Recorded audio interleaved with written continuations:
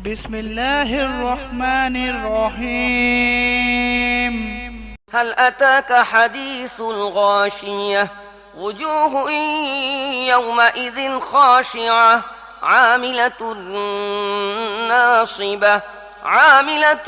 ناصبة تصلى نارا حامية تسقى من عين آنية ليس لهم طعام إلا من ضريع لا يسمن ولا يغني من جوع وجوه يومئذ ناعمة لسعيها راضية في جنة عالية لا تسمع فيها لاغية فيها عين جارية فيها سرر مرفوعة وأكواب موضوعة ونمارق مصفوفة وزرابي مبثوثة বিসমিল্লাহির রহমানির রহিম। তোমার কাছে আচ্ছন্নকারী বিপদের খবর এসে পৌঁছেছে কি? কিছু চেহারা সেদিন হবে ভীতি কাতর, কঠোর পরিশ্রমরত, ক্লান্ত পরিশ্রান্ত। জ্বলন্ত আগুনে ঝলসে যেতে থাকবে। ফুটন্ত ঝর্ণার পানি তাদেরকে দেয়া হবে পান করার জন্যে।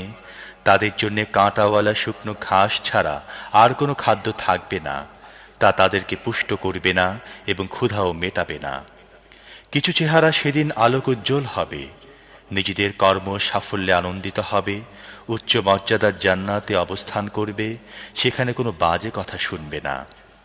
সেখানে থাকবে বহমান ঝর্ণাধারা, সেখানে উঁচু আসন থাকবে, পানপাত্র সমূহ থাকবে, সারি সারি বালে সাজানো থাকবে এবং উৎকৃষ্ট বিছানা পাতা থাকবে।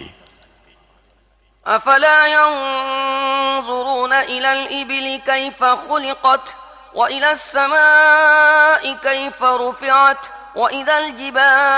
وإلى الجبال كيف نصبت وإلى الأرض كيف سطحت فذكر إنما أنت مذكر لست عليهم بمسيطر إلا من تولى وكفر فيعذبه الله العذاب الأكبر إن إلينا إيابهم ثم إن علينا حسابهم।